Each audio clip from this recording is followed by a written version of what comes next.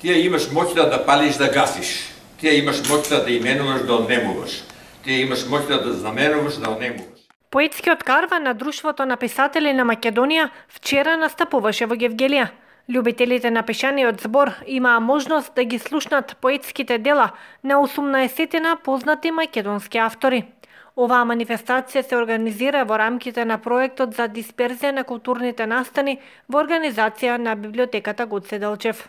Со големо задоволство можем да кажем дека денеска имам чест да бидам домакин и организатор библиотеката Гоце Делчев од Гевгелија на настан која слави и чествува поезијата и музиката. Заедно со едни од најеминентните и најдокажаните во оваа поле писатели и членови на Друштвото на писатели на Македонија.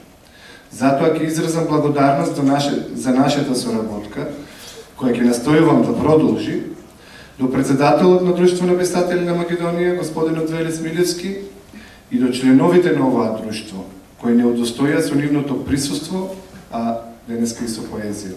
Поетскиот карван на Друштвото на писатели на Македонија досега има настапувано во повеќе градови во земјава, а зема учество и на фестивалот на детското литературно отвориш во Ракатки. Овде членуваат 520 писатели од сите генерации, чии творечки опуси се реализираат во областа на поезијата, романот, расказот, драмата, критиката, естетиката, книжевната наука, како и литературата за деца.